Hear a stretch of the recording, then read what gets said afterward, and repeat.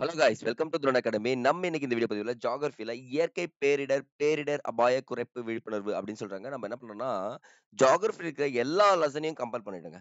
இந்த இயற்கை பேரிடர்கள்ல. ஸோ என்ன பண்ணிட்டோம், கம்பேர் பண்ணிட்டு என்ன பண்ணிட்டோம், 50 கேள்வி எடுத்துக்கோ. இந்த 50 கேள்வியும் ரொம்ப ரொம்ப இம்பார்ட்டன்ட்ங்க. இதிலிருந்து தான் கொஸ்டின் வந்துரும்ன்றது சொல்ல முடியாது. பட் ஆனா இத வச்சு ஈஸியா நீங்க அடிச்சிடலாம். எனக்கு தெரிஞ்ச வரைக்கும் 100% கொஸ்டின் கேட்கறதுக்கும் வாய்ப்பு இருக்கு. ஒரு 3 கேள்வி கேட்டாலும் அது ஈஸியா நீங்க போடுற மாரி தான் வச்சிருக்கோம். ஸோ ரெடி ஆயிக்கங்க காய்ஸ். 50க்கு எவ்வளோ எடுக்கிறீங்கன்னு பார்த்தலாம். அது இல்லாம லைவ ஃபர்ஸ்ட்லேருந்து லாஸ்ட் வரைக்கும் அட்டெண்ட் பண்ணுங்க. இதனுடைய பயன் என்னன்றது உங்களுக்கு நல்லாவே தெரியும். ஸ்டார்ட் பண்ணிடலாமா? ஸ்பீடாவே போயிடலாம் வாங்க. Come on. Ready? First question. இடர் எனும் பொருள் தரும் ஹசார்ட் என்ற சொல் ஹசார்ட் எனும் டேஷ் வார்த்தையிலிருந்து வந்தது.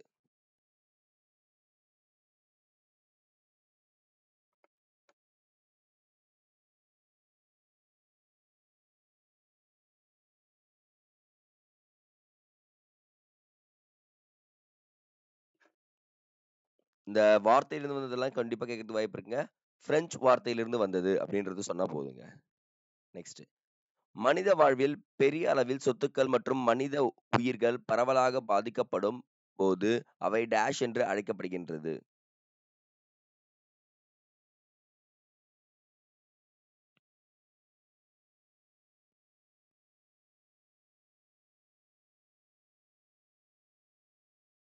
அவ்வளவுதான். பேரிடர்கள் அப்படின்று அழைக்கப்படுதுங்க. ஸோ மிகப்பெரிய பாதிப்பு பேரிடரா அறிவிப்பாங்க பார்த்தீங்களா? அதுதான் சொல்லியிருக்காங்க. ஸோ பொறுமையா படிச்சு ஆன்சர் பண்ணுங்க பார்க்கலாம். இந்த மாதிரி கேள்வி தாங்க உங்களுக்கு எக்ஸாம்ல இருக்கும்.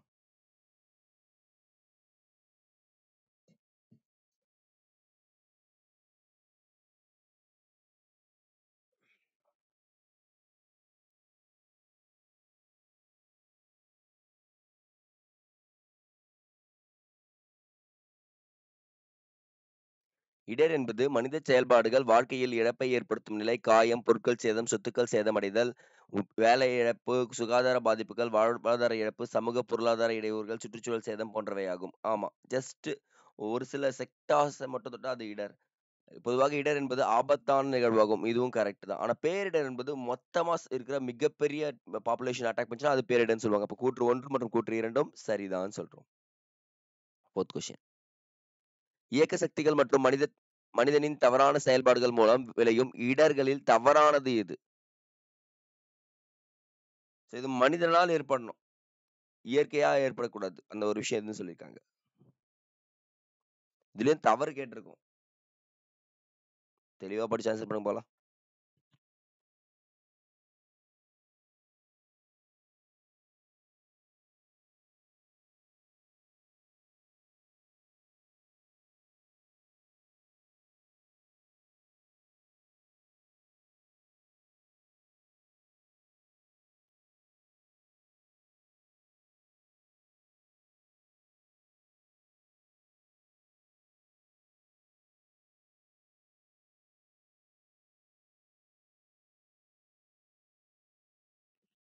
சோ பாருங்க, ஆறுகளில் நீர்பிடிப்பு பகுதிகளில் உள்ள மரங்களை வெட்டுதல் மனிதனால் ஏற்படுவது. சரிதான் இது.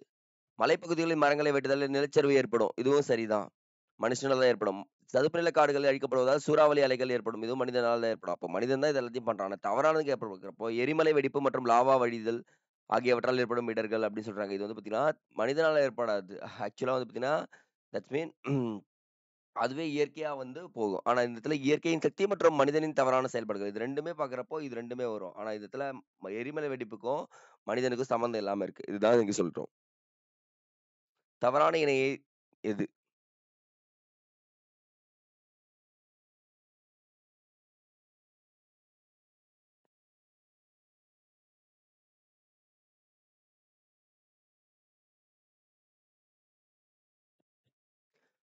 தொழில்நுட்பம் சார்ந்த இடர் வந்து பார்த்தீங்கன்னா, தீ விபத்து கரெக்ட்.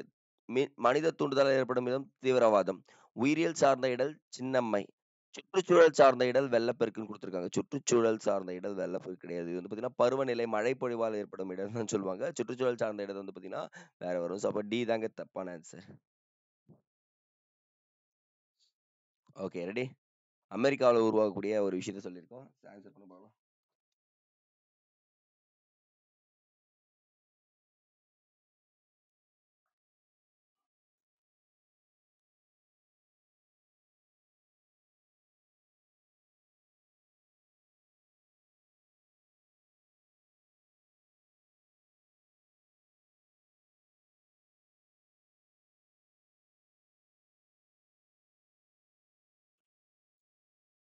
சூறாவளி ஹரிக்கேன் என்பது கடலில் உருவாகும் ஒரு இயற்கை இடர் ஆகும். கரெக்ட். இந்த அமெரிக்காலாம் ஹரிக்கேன் தான் சொல்லுவாங்க. சூறாவளி நிலத்தை வந்தடையும் போது கட்டிடங்களையும், உயிர்களையும் சேதப்படுத்துவதால் இது பேரிடர் என்று அழைக்கப்படுகிறது. இதுவும் கரெக்ட்டுங்க. ஸோ பார்த்தீங்கன்னா, கூற்று 1, கூற்று 2 2மே சரிதான்னு சொல்லிட்டு சொல்றோம். நெக்ஸ்ட். தவறான இணையை தேர்ந்தெடு. இயற்கை பேரிடர் ஆதாரம் மற்றும் நிகழ்வுகள்.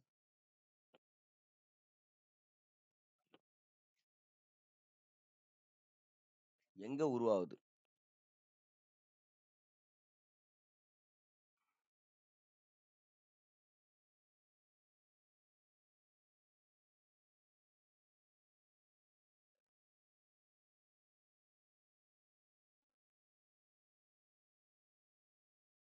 ஸோ புவியின் உட்பகுதி வந்து பார்த்தீங்கன்னா, எரிமலை வெடிப்புகள். புவியின் மேற்பரப்பு சுனாமி. அப்படியே நோட் பண்ணிட்டே வாங்க. ஆ மேற்பரப்புல சுனாமி ஏற்படும். புவியின் உட்பகுதியில் தானே சுனாமி ஏற்படும். ஆமாம். வானிலை மற்றும் ஆய்வு நீர்வளம், பனிமழை, சுகாதாரம், தொற்று நோய்கள் இதெல்லாம் சரி. புவியின் மேற்பரப்புன்னு வராது ஃபர்ஸ்ட். புவியின் உட்பகுதியில் ஏற்பட்டதா என்ன பண்ணும்? வரும். அப்ப தவறான இணைன்னு பார்க்குறப்போ பி தாங்க. இந்தியாவில் எந்த நில அதிர்வு மண்டலத்தின் கீழ் இந்திய பகுதிகள் எதுவும் பாதிக்கப்படவில்லை? ஸோ மொத்தம் 4 மண்டலங்களுக்கு ஏதோ ஒரு பகுதியில பாதிப்பே இல்லை நிலநடுக்கத்தால் அப்படின்னு சொல்லிட்டு சொல்றாங்க.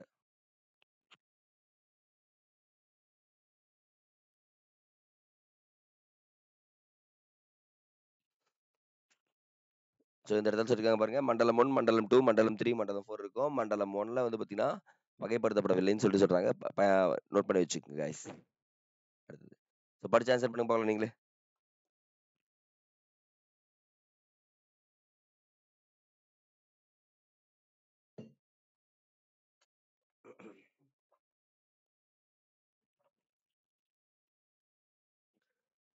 எந்த நிகழ்வுகள் நிலநடுக்கத்திற்கு காரணமாகின்றது அப்படின்னு கொடுத்திருக்காங்க. புவித்தட்டு நகர்வு, நிலச்சரிவு, மேற்பரப்பு பிளவு இது எல்லாமே வரும். எரிமலை வெடிப்புக்கும் இதுக்கு சம்மந்தம் இல்லைங்க. நோட் பண்ணிக்கோங்க. அப்ப என்ன பண்ணோம் 1, 2, 3 தான் ஆன்சர் சரி. 1, 2, 3. இப்ப பாருங்க 2 தட்டு இப்படி வந்து என்ன பண்ணும் மோதிக்கும். இதனாலயும் வரும். சரி 2 தட்டு இப்படி இருக்குன்னா, இது என்ன பண்ணும் பிரிஞ்சு போகும். இந்த சைடு 1, இந்த சைடு 1. இதனால என்ன பண்ணும் பூமி பிளவு வரும். இதுவும் வரும். புவியின் மேற்பரப்புல என்ன பண்ணும் லைட்டா விரிசல் விடும். இதுவும் வந்து பார்த்தீங்கன்னா நடக்கும்னு சொல்றாங்க. ஆனா எரிமலை வெடிப்புக்கும் இதுக்கும் சம்மந்தம் இல்லன்றது டைரக்ட்டா சொல்லிட்டாங்கப்பா. நெக்ஸ்ட். வெள்ளப்பெருக்கு ஏற்படுவதற்கான வானிலையியலில் காரணிகளுள் அல்லாதவை எவை?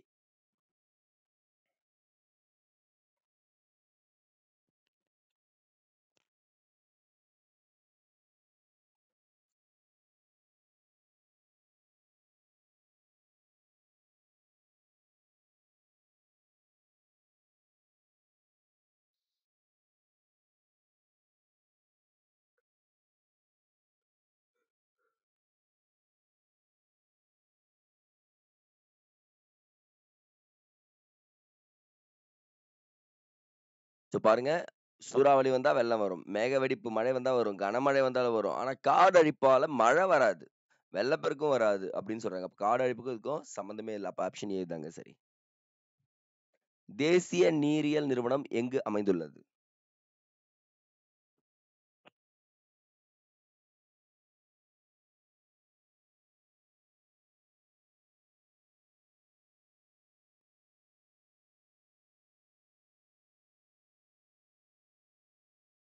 That's enough guys. புதுடெல்லி.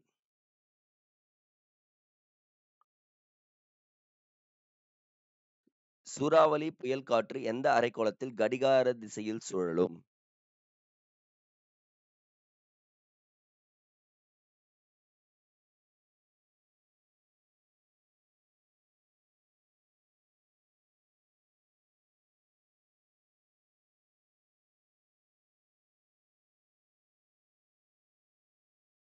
இது என்ன சொல்லலாம்? தென் அரைக்கோளமா? வட அரைக்கோளம். இது எக்ஸாம்ல நெறைய டைம் கேட்கப்பட்ட கேள்விங்க. சூறாவளி, புயல் காற்று எந்த அரைக்கோளத்தில் கடிகார திசையில் சுழலும்? Clockwise and anticlockwise அப்படின்னு சொல்லிட்டு சொல்லுவாங்க.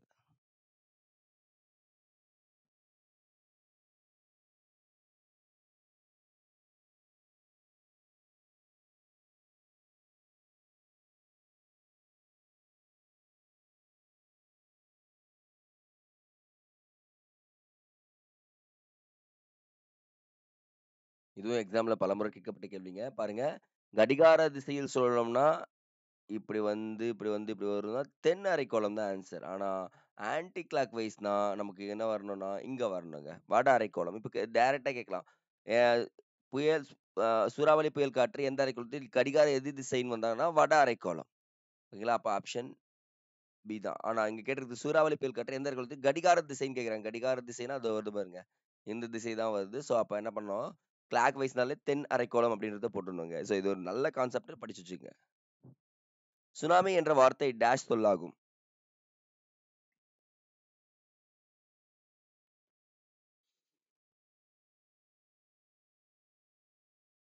அவ்வளோதான் guys. Good, good, good, good.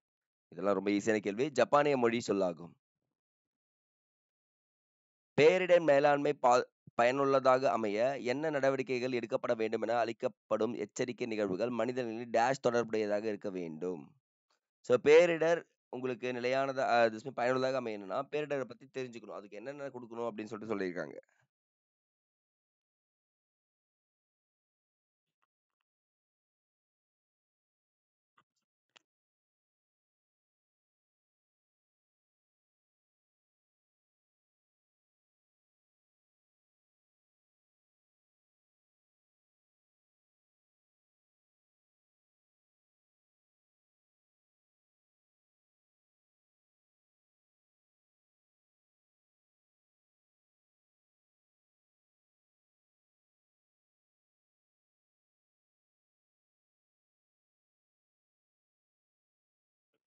கல்வி மற்றும் பயிற்சி இருந்தாலே போதும். பேரிடர் பயனுள்ளதாக அமையுங்க. பேரிடர் மேலாண்மை சட்டம் இந்திய அரசால் எப்போது கொண்டு வரப்பட்டது? ரொம்ப ரொம்ப இம்பார்ட்டன்ட். யார் ஆன்சர் பண்ணி போலாம்? வாங்க ஸ்பீடா வாங்க.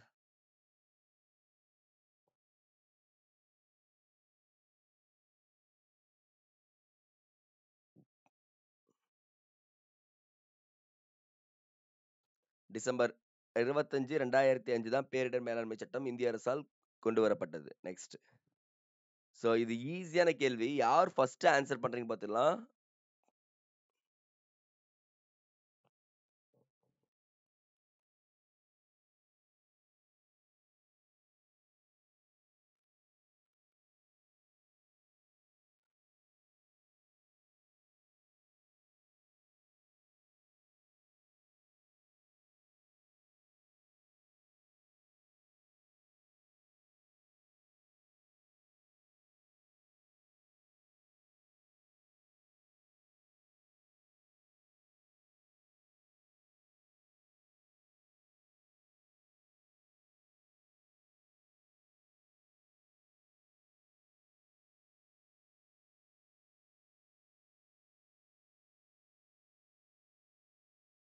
சூப்பருங்க. அவ்வளோதாங்க. ஆன்சர் வந்து 24153 தான். பாருங்க புவி அதிர்ச்சி அப்படின்னு குடுத்துருக்காங்க. பிளவு ஏற்படுமா? அது சூறாவளி ஏற்பட்டா சூறாவளின்றது புயலின் கண் ஐன்னு சொல்லுவாங்க. 3வது பாருங்க சுனாமி வந்து பார்த்தீங்கன்னா, ராட்சத அலைகளை ஏற்படுத்தும். தொழிற்சாலை விபத்து வந்து பார்த்தீங்கன்னா, கவனமின்மை. வறட்சி வந்து சமனற்ற வானிலை. அவ்வளோதாங்க. சமமற்ற மழை. பே பேரழிவின் விளைவுகளை தணிப்பதற்காக வடிவமைக்கப்பட்ட நடவடிக்கைகள் டேஷ் என்று அழைக்கப்படுகிறது. யார் ஆன்சர் சொல்றீங்க பார்க்கலாம்?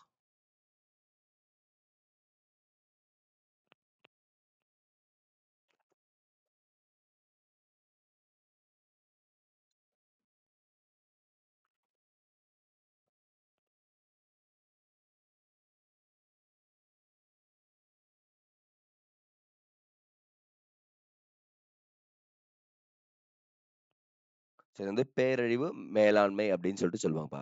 ஈஸி டெர்ம்ஸ்ன்னு சொல்லுவாங்கல்ல அது மாரி தான். சரி, சரி. புரிஞ்சுக்கோங்க.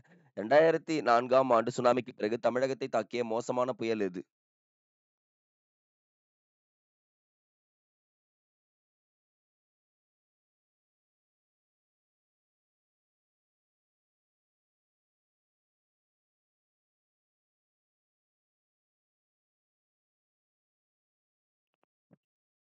கஜா புயல். குட்.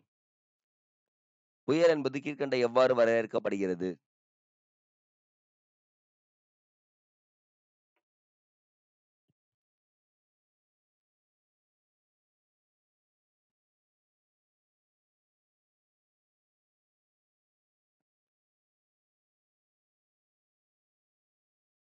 உயர் அழுத்தத்தால் சூடப்பட்ட சூறாவளத்து பகுதியில் உருவாகும். இந்த சூறாவளி பகுதியில் உருவாகும்ன்னு சொல்லுவாங்க. இந்த குறை அழுத்தத்தால் சூழப்பட்ட உயர் அழுத்த பகுதியில். சரிங்க. என்ன சொல்ல குறை அழுத்த. அப்ப ஒண்ணும் இல்லைங்க. இங்க லோ பிரஷர் இருக்கு. இந்த இடத்துல ஹை பிரஷர் இருக்கு. வச்சுக்கோங்களேன். இந்த இந்த ஹை பிரஷர் இருக்கிறது எங்க போகும்? லோ பிரஷருக்கு போகும்ன்னு சொல்றாங்க. ஆனா இங்க என்ன பண்ணிருக்கோம்? செகண்ட் ஸ்டேட்மெண்ட் தப்பா குடுத்துருக்கோம். அப்ப ஆப்ஷன் ஏ தான் சரியான பதில். கீழ்காண்பனவற்றில் எந்த ஒன்று உலக அளவில் வெப்பம், வறட்சி என்ற வடிவங்களில் புவி தட்பவெப்பநிலை முறைகளில் பாதகமான மாற்றங்களை ஏற்படுத்தி இயற்கை பேரிழவுகள் நிகழ காரணமாக இருக்கிறது?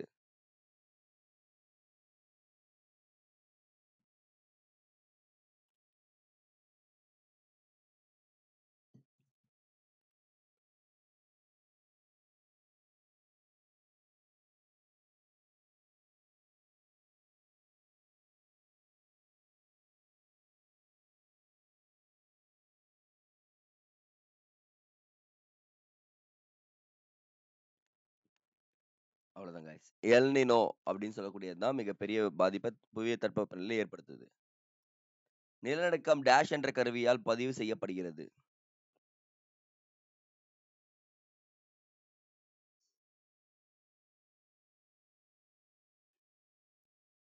அவ்வளவுதான். சிஸ்மோகிராஃப் அப்படின்னு சொல்லக்கூடிய கருவிதான். எந்த ஆண்டு யுவி ஆராய்ச்சி மையம் நடத்திய ஆய்வில் சகிப்பு தன்மையில்லா நாடுகளில் சிரியா, நைஜீரியா மற்றும் ஈராக்குக்கு அடுத்தபடியாக இந்தியா உள்ளது என்று வெளியிடப்பட்டுள்ளது?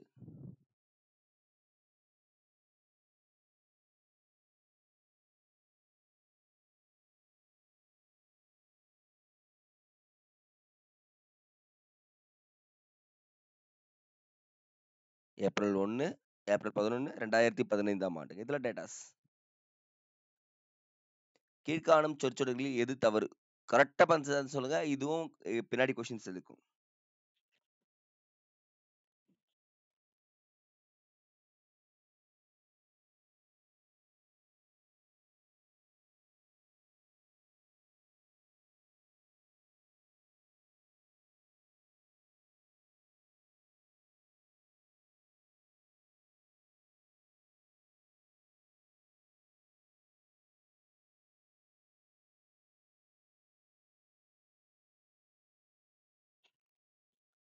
தீ விபத்துகளிலிருந்து தப்பிக்க நில், விழு, உருளு. ஆமா. விழு, மூடிக்கோள், பிடித்துக்கோள் என்பது நிலநடுக்கத்திற்கு தயாரானா என்ன பண்ணணும்? விழுந்துடணும், மூடிக்கொள்ளணும், பிடித்துக்கொள்ளணும். ஏதாச்சும் ஒண்ணு. கடல் நீர் பின்வாங்கி சென்றால் உயரமான பகுதிகளை நோக்கி ஓடுங்கள் என்ற வெள்ளப்பெருக்குக்கான தயார் நிலை. வாய்ப்பு கிடையாது. அப்படிலாம் போகக்கூடாது. ஏதாவது ஒரு இடத்துல போய் பிடிச்சு நின்னுடணும். துப்பாக்கியை சுடும் சத்தம் கேட்டால் தரையில் கிடைமட்டமாக படுத்துக் கொள்ள வேண்டும் என்று சொல்றாங்க. கழுத்தை மூடிக்கொள்ள வேண்டும். இதுவும் கரெக்ட். பாருங்க ஆப்ஷன் சி தான் தவறு. மீதி எல்லாம் சரிங்க. ஆஹா! நில், விழு, உருளு என்பதற்கான ஒத்திகை எது? முன்னாடியே சொன்னதால இது கொஞ்சம் ஈஸியா போட்டுருவீங்க. That's enough guys. Good, good, good. D.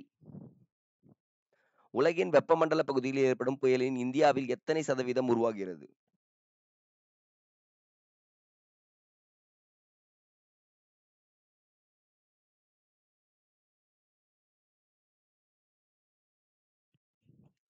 பத்து சதவீதம் உருவாகிறது.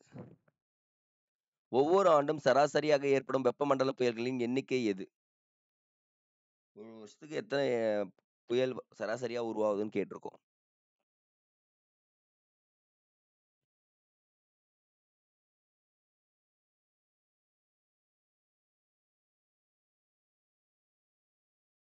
ஐந்திலிருந்து 6 புயல்கள். கீழ்கண்டவற்றுள் எது சரி? இந்த மாதிரி கொஸ்டின் தாங்க இப்ப நிறைய ஃப்ரேம் ஆயிருக்கு.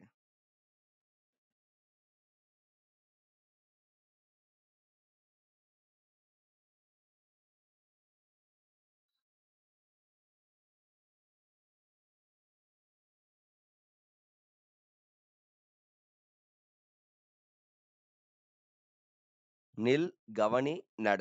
இதுதான் வந்து பாத்தீங்கன்னா விபத்துல இருந்து தப்பிக்கிறதுக்கு வழி. மின்னல் உருவாகும் மின்சாரத்தின் அளவு எவ்வளவு? Science with டிசாஸ்டருங்க.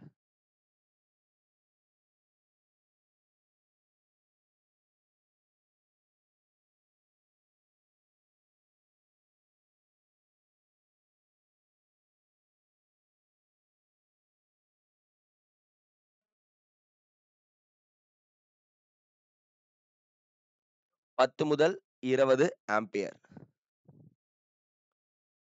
பேரிடரின் இடையூறுகள் மற்றும் பேரழிவுகளின் பாதிப்புகளை குறைத்தல் எவ்வாறு அழைக்கப்படுகிறது?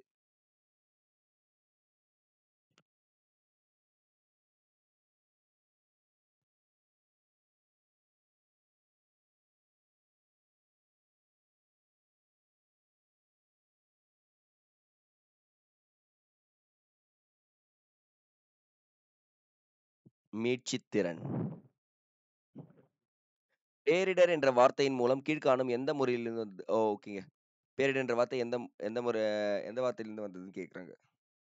இடர் வேற, பேரிடர் வேற.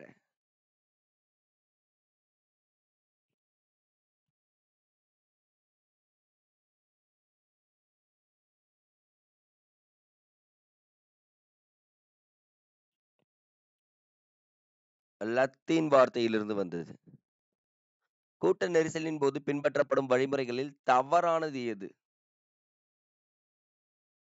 இது ஒண்ணு இம்பார்ட்டன்ட்ங்க.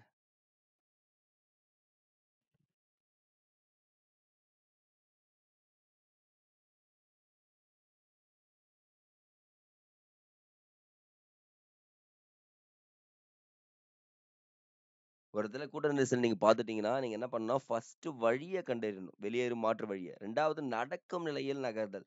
ஓடக்கூடாது. நடக்கும் நிலையில என்ன பண்ணணும், பொறுமையா நகர ஆரம்பிக்கணும். கைகளை மாரோடு வைத்துக் கொள்ளணும். இதெல்லாம் சரி. அனைவரையும் தள்ளிவிட்டு வெளியேறுதல்ன்றது தப்புங்க. இதுதான் இங்க குடுத்துருக்காங்க. தள்ளிவிட்டுலாம் போக்கூடாது. மூழ்கி இருப்பதை தடுக்கும் வழிமுறைகள் கீழ்க்கண்டவற்றுள் எது தவறானது?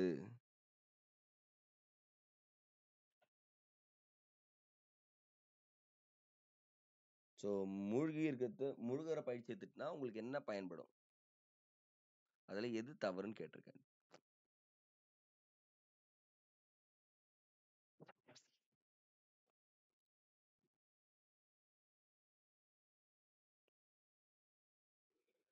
நீச்சல் குளங்களை சுற்றி தடுப்பணை அமைத்தல். கரெக்ட்டுங்க. அடிப்படை நீச்சல் நீர் பாதுகாப்பு அறிவுரைகள் வழங்கப்படும். கரெக்ட்டு. ஆனா கப்பல் மற்றும் படகு பயணத்தை தடுக்குமா பாருங்க. ஒருத்தர் நீச்சல் கத்துக்கிட்டே பயணம் பண்றது தானே. அப்போ சி தான் தவறு. வெள்ளப்பெருக்கை எதிர்கொள்ளும் திறனை வளர்த்துக் கொள்ளலாம் பாருங்க. இது எல்லாமே இந்த மூழ்கி இருப்பதை தடுக்கும் வழிமுறைகள் சரின்னு சொல்லிட்டு சொல்றாங்க. சி மட்டும் தான் தப்பு. தீ விபத்தின் போது செய்யக்கூடாதது எது?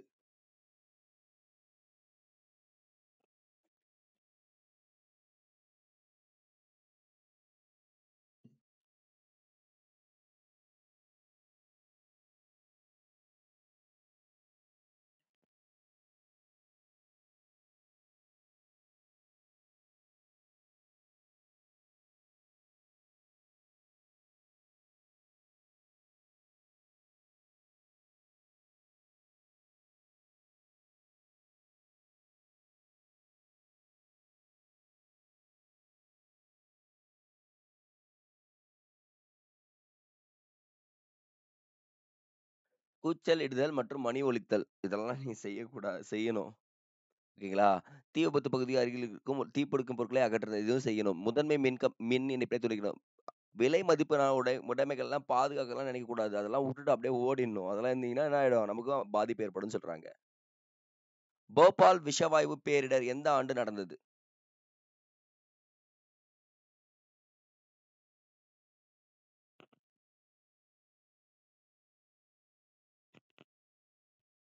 1984ஆம் ஆண்டு நடந்தது.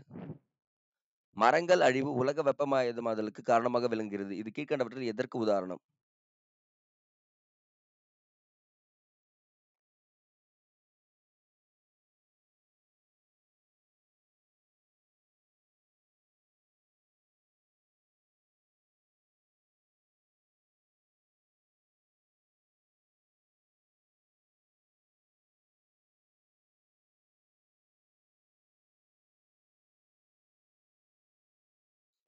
சுற்றுச்சூழல் பாதிப்புக்கு உதாரணம். வாங்க 15 கேள்விதான். இன்னும் ஸ்பீடா போயிடலாம். பாதரச பாத ராசி சாரிங்க. பாதசாரிகள் கடக்கும் பகுதி எந்த நிறத்தில் வைக்கப்பட்டிருக்கும்? இப்போ ரோட கிராஸ் பண்றீங்கல்ல, அவங்க என்னலாம் பார்ப்பீங்க?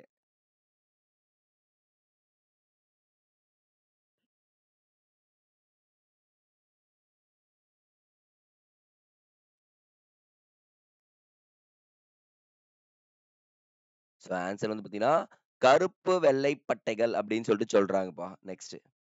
கீழ்க்கண்டவற்றுள் எது மனிதனால் ஏற்படும் பேரிடர் அல்ல? ஆன்சர் கரெக்ட்டா பார்த்து சொல்லுங்க பார்க்கலாம்.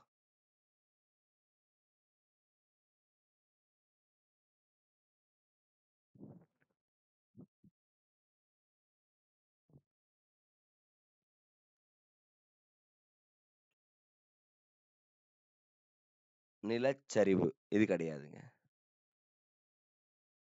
கூட்ட நெரிசலின் போது பின்பற்றப்படும் வழிமுறைகளில் தவறானது எது?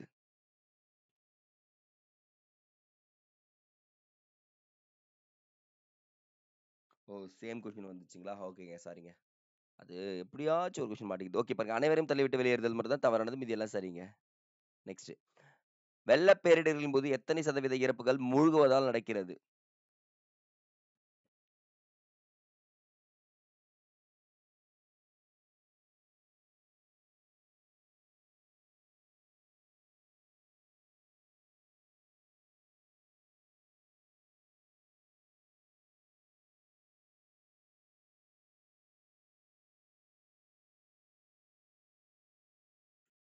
75%. நெருப்பின் தந்தை என்று அழைக்கப்படுபவர் யார்?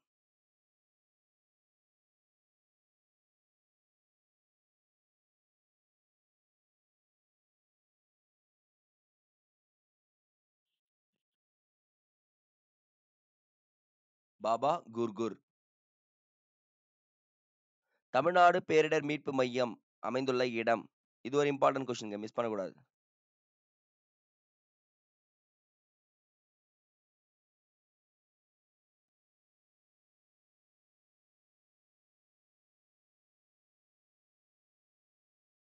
திருச்சி. பஞ்சம், பரவலான நோய் மற்றும் பட்டினியால் இறப்பிற்கு வழிவகுக்கும் வறட்சி வகை எது?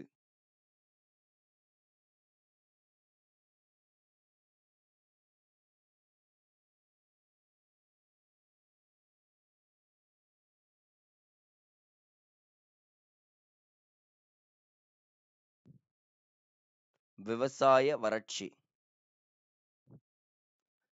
பால்மர் குறியீடு கீழ்காணும் எந்த ஒரு இயற்கை சீற்றத்தோடு தொடர்புடையது?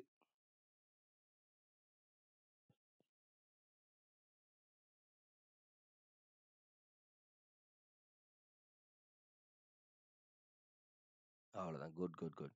வறட்சி. தமிழ்நாட்டில் எந்த 2 மாவட்டங்கள் அடிக்கடி புயலினால் பாதிக்கப்படுகின்றது?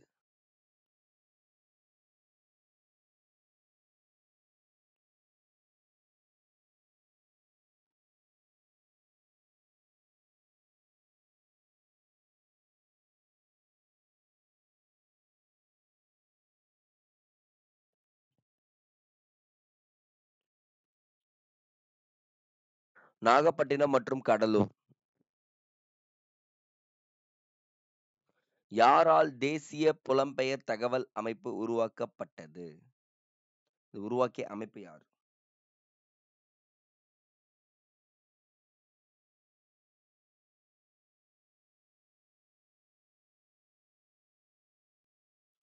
தேசிய பேரிடர் மேலாண்மை ஆணையம் இவங்க தான் உருவாக்கியிருக்காங்கப்பா. தேசிய பேரிடர் மேலாண்மை ஆணையத்தின் தலைவர் யார்? இதுவும் இம்பார்ட்டன்ட் கொஸ்டின்ங்க. பட் ஆனா ஈஸியா போட்டுடலாம்.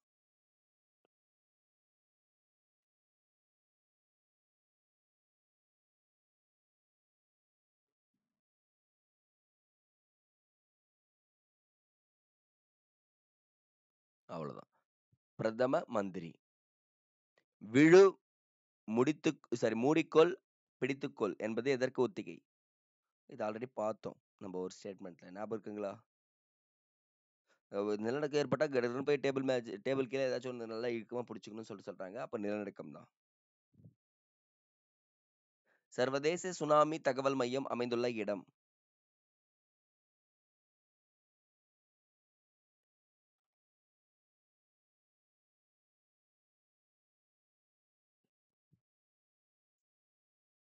ஆனல்லோ அமெரிக்கா அப்படின்னு சொல்றோம். 49வது. மனிதனால் தூண்டப்படாத ஆபத்துகள். திஸ் மீன் ஏற்படாத ஆபத்துகள்.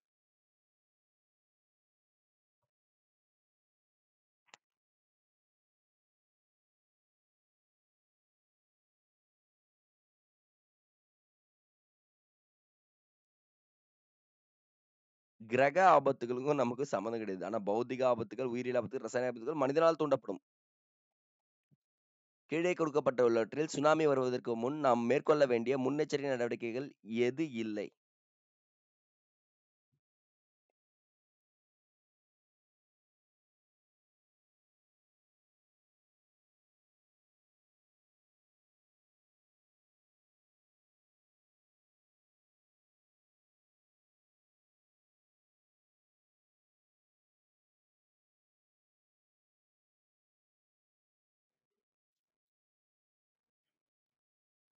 சிம்பிள். அருகிலுள்ள பாதுகாப்பான தங்குமிடத்து வழியை கண்டறிதல். இது கரெக்ட். மாற்று கட்டிடத்தை கருத்தில் கொள்வது கரெக்ட். அவசர முதலுதவி பெட்டியை வைத்திருத்தல் கரெக்ட். தரைத்தளத்தில் இருப்பவர்கள், இங்க பாருங்க நல்லா கேட்டுங்க. தரைத்தளத்தில் இருப்பவர்கள் அங்கேயே இருக்கிறது தான் தப்பு. அங்க இருக்கக்கூடாது. கொஞ்சம் நகர ஆரம்பிச்சிடணும் அப்படின்னு சொல்றாங்க. ஸோ அப்போ டி தாங்க ஆன்ஸர். ஸோ 50 கேள்விகள் அட்டெண்ட் பண்ணியாச்சு காய்ஸ். ஸோ உங்க மார்க் என்னன்றத கமெண்ட் செக்ஷன்ல மறக்காம கமெண்ட் பண்றேங்க. ஓகே. ஏன் பேரிடர்கள் மட்டும் சொல்றேன், இம்பார்ட்டன்ட் கூட சொன்னா, இதுல இருந்து 2 கேள்வி இல்ல, 1 கேள்வி எப்பவுமே கேட்டுருவாங்க. ஸோ ஒரு ஒரு 30 மினிட்ஸ் வேஸ்ட் பண்றதோ, இல்ல டைம் வேஸ்ட் பண்றதோ நினைக்கக்கூடாது. ஒரு இன்ஃபர்மேஷன் தெரிஞ்சுக்கணும்னு சொல்லுவாங்க. ஸோ நான் இன்னைக்கான ஒரு சின்ன ஸ்டோரி சொல்றேங்க. இது ஆக்சுவலா வந்து பார்த்தீங்கன்னா, லைஃப்ல நெறைய இடத்துல அந்த வார்த்தைகள் நல்லா இருக்கும். சில பேரோட வார்த்தைகள். ஸோ அதிகமா படிச்சீங்கன்னா மார்க் மை வேர்ட்ஸ் காய்ஸ், இங்க எழுதுறேன். நீங்க ஒரு விஷயத்த அதிகமா படிச்சா, கொஞ்ச நேரம் வொர்க் பண்ணலாம். நெறைய சம்பளம், நெறைய பணம். குறைவா படிச்சீங்கன்னா, அதிக நேரம் வொர்க் பண்ணணும். கம்மி சம்பளம். முடிஞ்சுச்சு. நான் ஷார்ட்டா எழுதியிருக்கேன். நல்லா புரிஞ்சுங்க. அப்ப அதிகமா படிச்சிருங்க. நாலேட்ஜ இன்கிரீஸ் பண்ணிக்கங்க. கொ குறைவான நேரம் வரைக்கும் நீங்க வேலை செய்யலாம். நெறைய சம்பாதிக்கலாம். அத குறைவா படிச்சீங்கன்னா, அதிக நேரம் வேலை செய்யணும், கம்மி சம்பளத்துக்கு அப்படின்னு சொல்றாங்க. இது வந்து பார்த்தீங்கன்னா, என் லைஃப்ல நெறைய இடங்கள்ல நெறைய பேர் பேசியிருப்பாங்க. ஆக்சுவலா இது ஒரு இடத்துல சொன்ன ஒரு வார்த்தை தான். பட் நல்லா இருந்துச்சு. அத நான் உங்களுக்கு ஷேர் பண்றேன். லைஃப்ல இத அப்ளை பண்ணிக்கங்க. நல்லாருக்கும். Thank you.